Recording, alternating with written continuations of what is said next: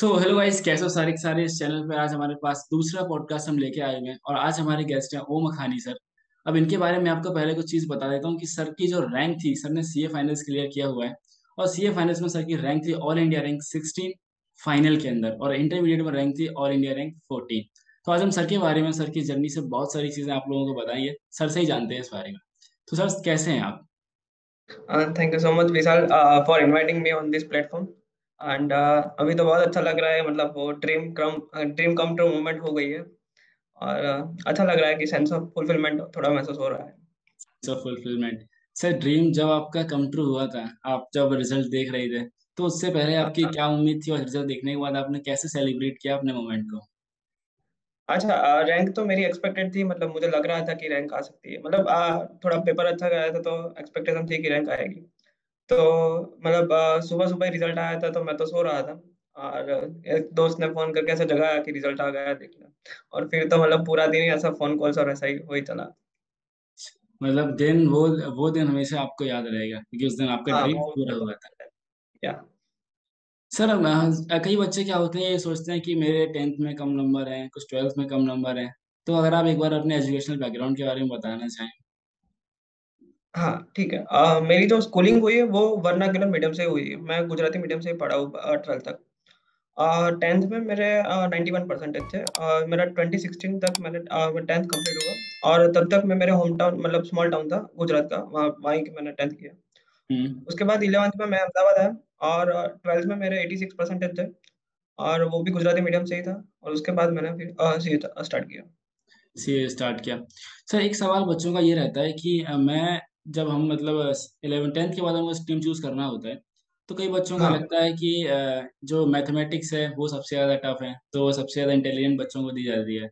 जैसा कई स्कूलिंग में होता है कि 10th के बेस के ऊपर देते हैं।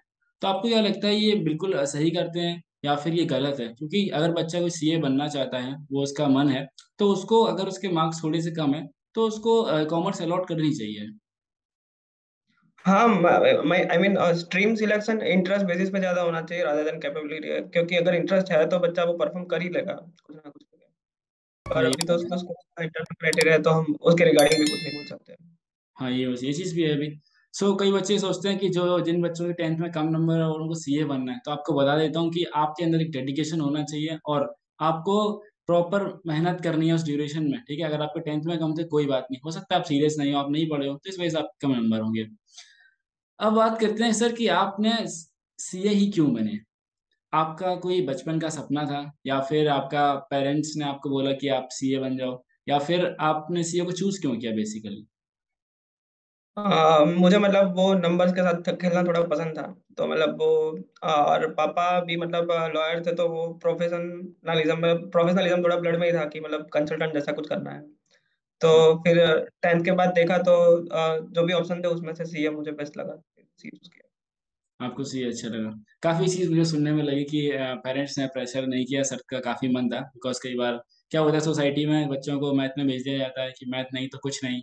और कॉमर्स वालों को तो स्कूल में ये लगता है कि अरे ये कॉमर्स वाले हैं, इन्हें तो कुछ आता ही नहीं है। तो कई बार टीचर्स भी, मैंने मुझे ऐसा फील हुआ है कि टीचर्स भी इसमें रोल प्ले करते हैं।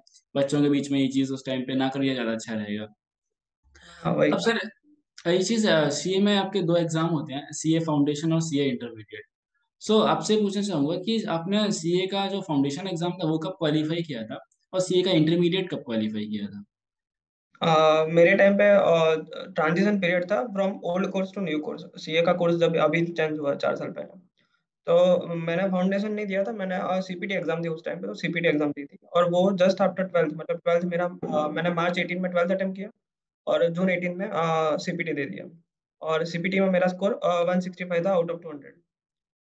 और उसके बाद 9 मंथ के बाद मई 2019 में मैंने सी इंटर अटेम्प्ट किया। और उसमें 658 मार्क्स आउट ऑफ 800।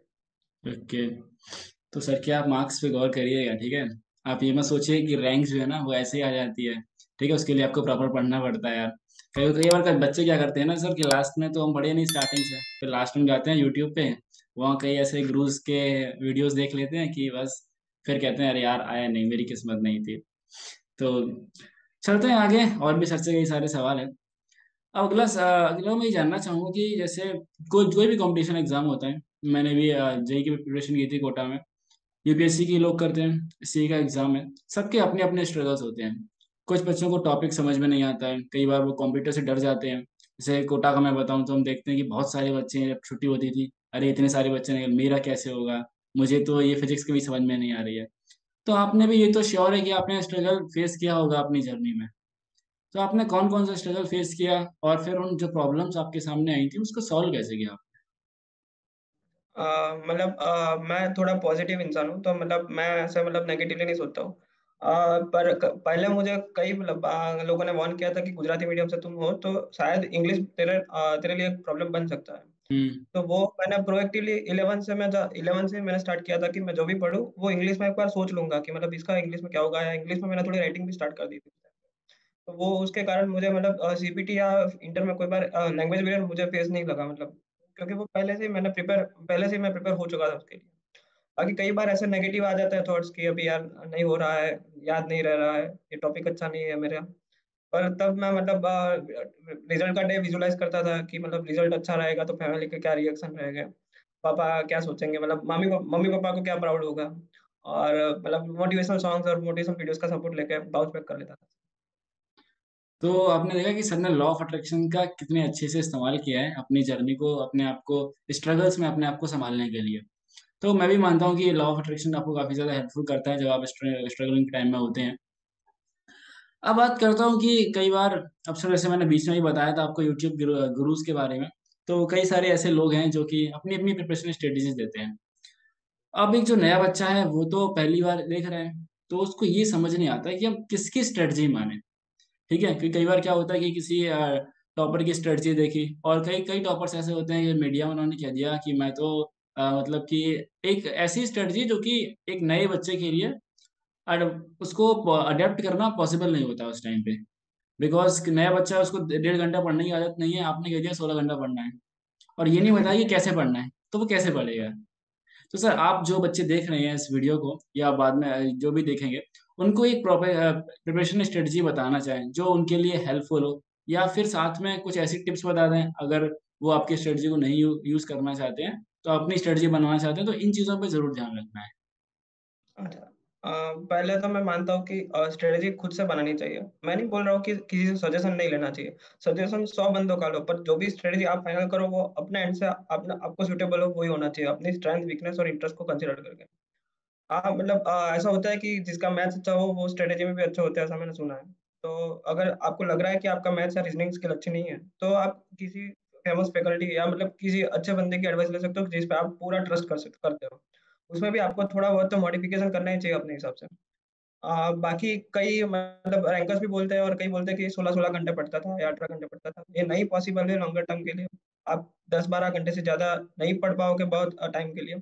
और अगर पढ़ना भी है इतना बहुत, मतलब 10-12 घंटा भी बहुत है, तो थोड़े-थोड़े टाइम पे बीच में ब्रेक लेना चाहिए, क्योंकि आप एफिशिएंटली पढ़ना भी ज़रूरी है। मतलब ऐसा नहीं है कि आपने 10-12 घंटा पढ़ लिया तो आप श्योर शॉट पास हो जाओगे। कैसा पढ़ा है वो मैटर कर रहा है। कितना आप उनमें हम्म। से रिटेन कर पा रहे हो, कितना एग्ज़ाम में परफ़ॉर्म कर पा रहे हो, वो सब भी देखना चाहिए। तो एग्जाम को कंसीडर करके आप एग्जाम में कैसे बेटर मार्क्स ला सकते हो वो सब कंसीडर करके आपको अपनी स्ट्रेटेजी डिसाइड। ठीक है। तो एक बात कही जाती है, जो भी देख रहे हैं उनको बताता हूँ कि एक बहुत आपने क्वेट सुना होगा कि दूसरों की गलतियों से सीख लो, वो ज्यादा अच्छा होता है। तो स्ट्रेटजी में भी आपको वही करना है कि दूसरों की गलती सीख लेना है, और ये चेक कर लेना कि ये गलती हमको नहीं करनी है, फिर अपनी स्ट्रेटजी उस हिसाब से बना लेनी है हमको। है ना सर, हम इसको ये चीज ऐसे ही बोल सकते हैं। एग्जैक्टली। अब सर बात है कि अब सबसे पहले चीज होती है हमारी स्ट्रेटजी, फिर उसके बाद जो दूसरी इंपॉर्टेंट चीज आती है, मार्केट में बहुत सारे पब्लिकेशंस हैं, सब ने अपने अपने ऑफर्स दे रखे हैं, सब ने अपना अपना कोचिंग से एफिलिएट कर रखा है।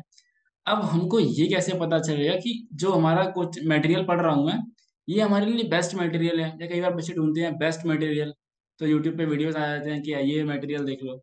बट सर आप अपने एक्सपीरियंस से बताइए कि हमको बच्चों को कौन सा मटेरियल प्रेफर करना चाहिए जिससे कि काफी ज्यादा उनको हेल्प हो और वो राइट डायरेक्शन में जाए, मतलब सिलेबस ही पढ़ें, सिलेबस से ज्यादा ना पढ़ लें।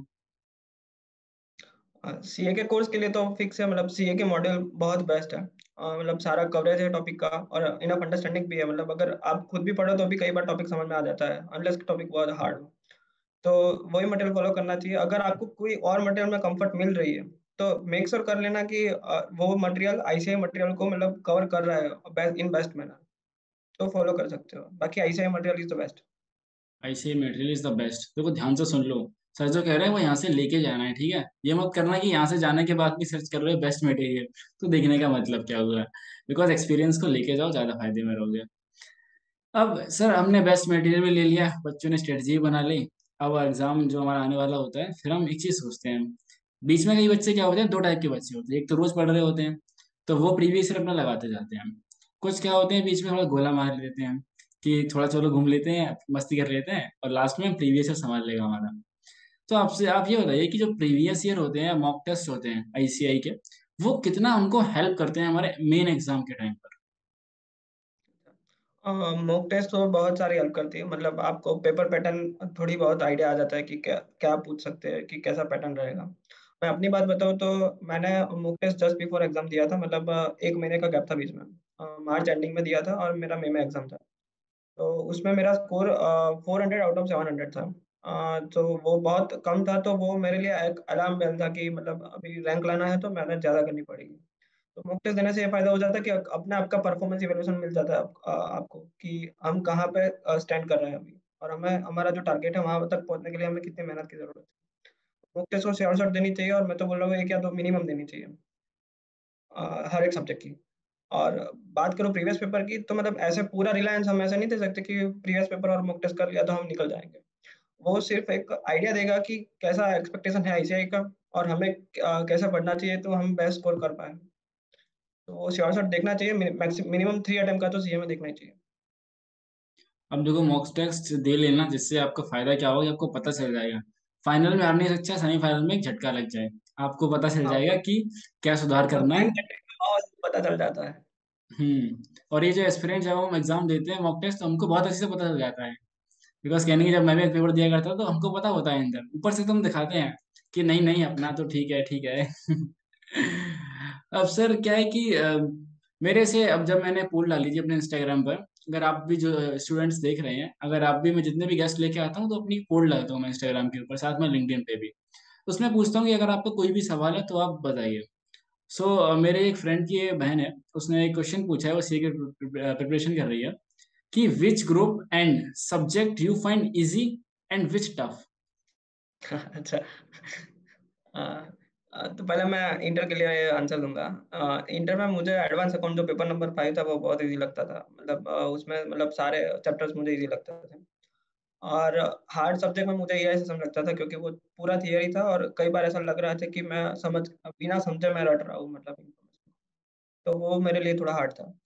और सेकंड ग्रुप उसके कारण ही है, एसएसएम और ऑडिट दोनों थियरी सब्जेक्ट सेकंड ग्रुप में है इंटरमीडिएट में, तो सेकंड ग्रुप मेरे लिए टफ था रादर देन फर्स्ट ग्रुप। हालाँकि स्कोर सेकंड ग्रुप का मेरा ज़्यादा था, क्योंकि उसमें मेहनत ज़्यादा कर दी फिर के टफ लग रहा है उसके कारण। हम्म। और फाइनल में ईज़ी सब्जेक्ट में मैं बोलूँगा कि एफआर जो पेपर नंबर 1 है वो मुझे ईज़ी लगता था, क्योंकि मैंने मतलब बहुत डेप्थ में पढ़ लिया था। और मेरा वो ऑप्शनल सब्जेक्ट भी एफआर को सपोर्टिव ही था, जीएफआरएस था, तो उसके कारण वो भी हेल्प रही थी। और हार्ड सब्जेक्ट में मुझे कॉस्टिंग लग रहा था, क्योंकि कॉस्टिंग की पैटर्न में थोड़ा थियरी का वेटेज बढ़ गया था, तो वो थोड़ा टफ रहा था। बाकी फाइनल में ग्रुप में तो दोनों में डिफिकल्टी लेवल सेम ही लगा, सिमिलर ही लगा हमें। अच्छा। अगर आप लोगों ने ध्यान से सुना होगा, तो आपको एक सवाल का और यहाँ जवाब मिला होगा कि आपको जो सब्जेक्ट टफ मिल रहा है ना, टफ लग रहा है, उसको हैंडल कैसे करना है। तो सर ने उसमें इतनी ज्यादा मेहनत की कि सबसे ज्यादा नंबर सर के उसमें ही थे, जो जो सब्जेक्ट सर को टफ लग रहा था। बात कर रहे हैं कि सर क्या हुआ था ना, कि बीच में आप जब प्रिपरेशन किए होंगे, तो इस प्रिपरेशन करने में 4 साल का कंटिन्यूअस आपके एफर्ट्स होते हैं, ठीक है? हाँ। तो अब इसमें क्या है कि अभी बीच में कोविड भी आया था। कोविड में सारा लॉकडाउन हो गया, बंद हो गया, कोचिंग वगैरह बंद हो गई। तो आपने कोविड ने आपकी प्रिपरेशन को कैसे अफेक्ट करा? आपने मैनेज कैसे किया था कोविड के टाइम पर? कोविड में एक्चुअली मेरे साथ तो मतलब एक सेटबैक आ गया था, क्योंकि कोविड के पहले हमारी हॉस्टल बंद हो गई थी। तो वो और अनाउंसमेंट ऐसा था कि 1 वीक के लिए हॉस्टल बंद है, बाद में खुल जाएगी। तो हम्म। मैं घर गया और बिना मटेरियल के, मतलब कोई फाइनल का मटेरियल लेके बिना ही चल गया था घर, कि अब 1 वीक है तो 1 हफ्ते में तो क्या पढ़ लेंगे। हम्म। पर फिर वो कंटिन्यू टू फॉर मंथ्स चला ऐसा। तो फिर और मुझे पीडीएफ से पढ़ना इतना मैं कंफर्टेबल नहीं था, मतलब मुझे फिजिकल मटेरियल चाहिए। हम्म। तो फिर भी ये था और लॉकडाउन था तो कोई मतलब जेरोक्स वाला भी नहीं ओपन था बाहर, तो फिर हम्म। वो पीडीएफ पे मैंने समरी बनाई और समरी से फिर पढ़ता था ऐसा, सिर्फ टेम्पररी पीरियड के लिए। अच्छा, आप देख सकते हैं कि आपको ना डेडिकेशन चाहिए होते हैं। कई बार हमारे पास चीजें होते हुए हम बहाने बनाते हैं कि हमारे पास ये वाली बुक्स नहीं है, बुक्स होते हुए। सर के पास, सर लॉकडाउन में घर पे पहुंच गए थे और मटेरियल नहीं था, सर ने ऑनलाइन पीडीएफ को अपनी समरी में कन्वर्ट करा। तो वहां से भी जब आपने कन्वर्ट करा, तो अब एक और सवाल आता है कि आपने, हम इसको बोल सकते हैं कि आपने शॉर्ट नोट्स बनाए। हाँ आपने बस ऐसा ही। शॉर्ट नोट्स बनाए, तो शॉर्ट नोट्स को हम कैसे बनाए? अच्छा, मैं वैसे मतलब मेन मटेरियल से ही पढ़ता था, मतलब मुझे शॉर्ट नोट बनाने में टाइम वेस्ट लगता है, मतलब कि क्यों वही लिखना, और हम्म। उसमें से कंटेंट कम कर रहे हैं तो फिर कंटेंट वो कम पढ़ रहे हैं तो फिर उसमें से कम याद रहेगा। तो वैसे तो मैं मेन मटेरियल से पढ़ता हूँ, लेकिन मैं एक शॉर्ट नोट बनाना चाहता था कि हर एक सब्जेक्ट में, कि मैं जहाँ जहाँ भी मेरी गलती हो रही है कोई टॉपिक में, तो वो गलती मैं लिख देता था कि अगर ऐसा एग्जाम में आया तो मुझे ये गलती नहीं करनी है। तो वो एग्जाम के पहले एक या दो पेज बनता था मेरा, तो वो पढ़ लेता था कि ऐसी गलतियां नहीं करनी एग्जाम मतलब अगर देखो, शॉर्ट नोट्स भी जब लिखने हैं ना, तो शॉर्ट नोट को ना पहला तो शॉर्ट ही रखना है, ठीक है, पूरा नहीं छापना है। और आपको मेन मेन पॉइंट लिखने हैं, ताकि आप एग्जाम से पहले पढ़ के वो आपको वो चीज़ हेल्प कर रही हो। बिकॉज कई बार हम क्या करते हैं, शॉर्ट नोट्स के नाम पर भी पूरा नोट्स को छाप रहे हैं, और छापने में टाइम वेस्ट नहीं करना सेम चीज़ को बार बार लिखने के लिए। में। एनालिसिस करना जरूर है कि टाइम कम लगना चाहिए और आउटपुट ज्यादा मिलना चाहिए था। ये चीज़ बहुत सही सर ने बोली, बिल्कुल एक करेक्ट है कि टाइम कम लगना चाहिए और आउटपुट ज़्यादा आना चाहिए, तभी पेपर को हम इफिशिएंटली सॉल्व कर पाएंगे। हाँ भाई। अब सर क्या था कि कोविड में आपने तो चलो पीडीएफ से अपना शॉर्ट नोट्स बना लिए, बट एक क्या था कि सब बंद हो गए, सब बंद हो गए। तो हम्म। सबके मेंटल हेल्थ बड़ी ज़्यादा अफेक्ट हुई थी, तो एक स्ट्रेस वाली कंडीशन में हम आ गए थे। बिकॉज हम देख रहे थे कि आसपास नियर बाइज में लोगों के अपने लोग अपने घर वालों को खो रहे हैं, तो कई बार हमारे मन में भी ये चीज़ थी। तो आपने अपनी मेंटल स्टेट को उस टाइम पर कैसे अच्छा रखा? मैं वैसे मेरे रूटीन में मेरा योगा और मेडिटेशन रहता है, तो मुझे लग रहा है कि उससे काफी मैं पॉजिटिव बना हूँ और काम और फोकस बन गया हूँ। मतलब कोई अगर नेगेटिव न्यूज आए तो भी मैं इतना अफेक्ट नहीं होता जल्दी जितना लोग हो जाते हैं। तो मैं सबको ये एडवाइस भी करूंगा कि मतलब मेडिटेशन और योगा डेली रूटीन में भी अपना दें, क्योंकि उससे आपका मतलब मेमोरी पावर भी बढ़ेगा, तो वो कहीं ना कहीं आपके एग्जाम में ही हेल्प करने वाला है। अब देखो, सर ने एक चीज बोली है कि मेडिटेशन में योगा करना है, तो आप लोगों को मैं एक चीज ऐड करना चाहूंगा कि ऐसा नहीं करना है आपको कि 2 दिन किया और छोड़ देना है। आपको जो उसका इम्पैक्ट है वो आपको लॉन्ग टर्म में ही दिखने वाला है। कई बार हम सोचते हैं कि योगा हमने किया, कुछ नहीं हो रहा यार, 7 दिन से कर लिया या एक महीने कर लिया, आपको लॉन्ग टर्म में चीजों के इम्पैक्ट दिखते हैं। ये चीज आपको ध्यान में हाँ रखनी भाई। है। सर एक सवाल होता है कि हम सब जब सब छोटे होते हैं ना, तो हम सब सोचते हैं कि यार जब मैं ये बन जाऊंगा ना तो मैं ये चीज खरीदूंगा, मैं ये बन जाऊंगा ना तो मैं ये चीज खरीदूंगा। तो आपकी लाइफ में क्या चेंजेस आए सीए बनने से पहले? आपकी लाइफ कैसी थी, और सीए बनने के बाद आपकी लाइफ में चेंजेस क्या क्या आए? वैसे तो बहुत चेंजेस नहीं आया लाइफ में, मतलब पर अगर दो तीन चेंजेस बताओ तो एक तो थोड़ा कॉन्फिडेंस बढ़ गया है। मतलब ऐसा लग रहा है कि मैंने जो ड्रीम लिया था वो मैंने पूरा कर दिया, तो मतलब मैं जो बोलता हूँ वो मैं करता हूँ, वो एटीट्यूड आ गया है थोड़ा। और दूसरा बताओ तो फैमिली का जो मतलब फैमिली जो प्राउड फील करती है वो देख के बहुत अच्छा लगता है कि वो एक प्राइसलेस मोमेंट है। सो जितने भी एस्पिरेंट्स देख रहे हैं, याद रखना सभी को अपनी अपनी फैमिली को प्राउड फील कराना है, और जो भी स्ट्रेटजी यहाँ से मिली है ना लेके जाना है, उसको सही से अप्लाई करना है। सर एक चीज होती है कि कई बार हम कंफ्यूज होते हैं, बिकॉज आजकल क्या है कि बड़ी बड़ी टेक कंपनीज हैं, ऑनलाइन कोर्स अपने बेच रही हैं, साथ में ऑफलाइन कोचिंग्स भी हैं। तो हम क्या सोचते हैं कि एक काम करते हैं कि घर पे रह लेते हैं और ऑनलाइन खरीद लेते हैं, कम पैसे में भी पड़ जाएगा हमको। और कई बार बच्चे कंफ्यूज बहुत ज्यादा होते हैं कि ऑनलाइन लें ऑफलाइन लें। तो ऐसा मतलब अब आप क्लियर कर चुके हैं एग्जाम, तो आप ये बताइए अपने एक्सपीरियंस से कि बच्चों को ऑनलाइन की तरफ जाना चाहिए या फिर ऑफलाइन की तरफ जाना चाहिए? दोनों के अपने अपने प्रोज एंड कॉन्स हैं। ऑफलाइन में वो क्लास का एनवायरनमेंट मिल जाता है, हमें पीयर्स का स्टेटस भी जानने को मिलता है कि लोग कितना पढ़ते हैं, फैकल्टी से हम डायरेक्ट कन्वर्सेशन इजीली कर पाते हैं। तो वो ऑनलाइन ऑफलाइन के फायदे हैं, पर ऑफलाइन में कई बार ऐसा होता है कि मतलब हमारे सेंटर के आसपास कोई अच्छे क्लासेस नहीं है, हमें दूर तक ट्रैवल करना पड़ता है, उसका टाइम बिगड़ रहा है। और ऑनलाइन में हम कंफर्टेबल है तो हमें कोई ऐसी दिक्कत नहीं है। तो डाउट सॉल्विंग ऑनलाइन में अगर हो रहा है, फैकल्टी अच्छी मिल रही है, तो ऑनलाइन भी अच्छा ऑप्शन है, दोनों में अच्छा है, मतलब आपको पढ़ना है, अब आप कैसे डिसाइड करोगे। तो देखो, ऑनलाइन में पढ़ना है, ये चीज मैं भी कहूँगा कि अगर आप, मैंने एक चीज नोटिस किया जब मैं जेई के एस्पिरेंट्स को मेंटर करता हूँ, तो क्या करते हैं कि बच्चे बहुत ज्यादा ऑनलाइन में डिस्ट्रक्शन, फोन होता है उनके पास, और हाँ फोन वही, के, अगर सेल्फ कंट्रोल नहीं है तो ऑफलाइन ही जाना चाहिए। अगर आप में देखो सेल्फ कंट्रोल नहीं है तो बेटर है ऑफलाइन चले जाओ आप, बिकॉज टाइम बहुत प्रीशियस है। कोई मतलब नहीं है, आप थोड़ा सा हो सकता है सस्ता कोर्स आपको एक टाइम पर फ्रेंडली पड़ जाए, बट आप जो एग्जाम क्वालिफाई करना चाह रहे हो अगर वही नहीं हुआ तो फिर क्या मतलब रह जाएगा इस चीज़ का। तो फिर वो अल्टीमेटली वो महंगा हो जाएगा। अल्टीमेटली वो बहुत महंगा हो जाएगा आप लोगों के लिए। सो ये चीज़ सर ने की बहुत अच्छी लगी मुझे। अब सर से एक और सवाल रहेगा और वो लास्ट है, इस सेशन को हम एंड करेंगे। बिकॉज सब सवाल यह है कि आपको बहुत सारे सीए के एस्पिरेंट्स देख रहे होंगे ये वीडियो। हो सकता हो एक कोई नॉर्मल बच्चा देख रहा हो जो 10th का हो, या कोई 11th का कॉमर्स लिया हो, 12th का कॉमर्स लिया हो। एक सबके लिए कॉमन अपनी सीए की प्रिपरेशन जर्नी से और साथ में अपनी लाइफ की जर्नी से कुछ आप ऐसा मैसेज देना चाहेंगे बच्चों को जो कहीं ना कहीं उनको हेल्प करे। मैं ऐसा मानता हूँ कि मतलब माइंडसेट बहुत मैटर करता है। अगर आप एक बार ठान लेते हो तो वो मटेरियल स्ट्रेटेजी वो सब ठीक है, मतलब आप खुद ही ढूंढ लोगे और आप खुद ही बना लोगे। तो अगर एक राइट माइंडसेट है, मतलब अगर सीए के लिए बताओ कि अगर आप ऐसा ही सोच रहे हो I am right candidate for to be a chartered accountant and I am right candidate to be rank holder, तो वो फिर कहीं न कहीं वो आपको मिल ही जाएगा, मतलब ऐसा। क्योंकि अगर आपने मन में नहीं सोचा कि मन में ही नेगेटिव थॉट चल रहे हैं, तो फिर वो रिज़ल्ट नहीं मिलेगा। अगर आप खुद पॉज़िटिव हो, तो रिज़ल्ट ऑटोमैटिकली जनरेट हो जाता है। मतलब मेहनत ऑटोमैटिकली हो जाएगी ऐसा। ऐसा नहीं बोल रहा हूँ कि मेहनत नहीं करोगे फिर भी मिल जाएगा। मेहनत ही हो जाएगी अगर माइंडसेट सही है तो। तो इसके साथ में सबसे कुछ मैं ऐसे एक रैपिड एक सवाल पूछना चाहूँगा कि सर, जैसे कि ये ट्रेंड देखा जा रहा है कि कंटेंट क्रिएशन के अंदर कई सारे सीएस जो हैं वो लोगों को फाइनेंशियल नॉलेज प्रोवाइड कर रहे हैं। तो क्या इन फ्यूचर ये हो सकता है कि हमको एक यूट्यूब चैनल देखने को मिले, सीए ओम अखानी करके? अभी तो ऐसा कोई सीरियस प्लान है नहीं, मतलब पर अभी सोच रहा हूँ कि मतलब कोई मुझे ऐसा नीश मिला नहीं अभी तक। अगर कुछ मिल गया कि कंटेंट इस पे बनाना है तो मैं श्योरली यूट्यूब चैनल बनाऊँगा। बिकॉज अभी भी इंडिया को फाइनेंशियली लिटरेसी की बहुत ज़्यादा ज़रूरत है। बिकॉज हाँ, वो तो क्योंकि कोई भी एक इंडिविजुअल या 3 से 4 लोग इंडिया कवर नहीं कर सकते हैं। इंडिया बहुत बड़ा है अभी भी। इंडिया में डिजिटल भी इतने सारे लोग अभी यूट्यूब पे नहीं आए हुए। इंटरनेट इंटरनेट कई जगह पहुंचा है, कई जगह नहीं पहुंचा है। तो आप भी आइए कंटेंट क्रिएशन में और हम लोगों को फाइनेंशियल लिटरेसी प्रोवाइड करिए। तो बस अच्छा। आज के सेशन को हम यहीं समाप्त करेंगे। सर का काफ़ी इंपॉर्टेंट टाइम जो था वो हमको मिला, इसके लिए बहुत बहुत सर का थैंकफुल बोलना चाहिए। ठीक है, और जिन लोगों को नहीं थैंक यू बताया सर। उनको ये चीज़ बताना चाहूँगा कि ये सेशन को मुझे दोबारा रिकॉर्ड करना पड़ रहा है टेक्निकल इश्यूज़ की वजह से। सो तो बस अगर आप लोग इस वीडियो को पहली बार इस चैनल पे आए हुए हैं तो इस वीडियो को लाइक ज़रूर करना, साथ में शेयर ज़रूर कर लेना सीए के एक्सपीरियंस के साथ में, ताकि सर की जो जर्नी है उससे बच्चों को कुछ सीखने को मिले और वो इसको अप्लाई करें।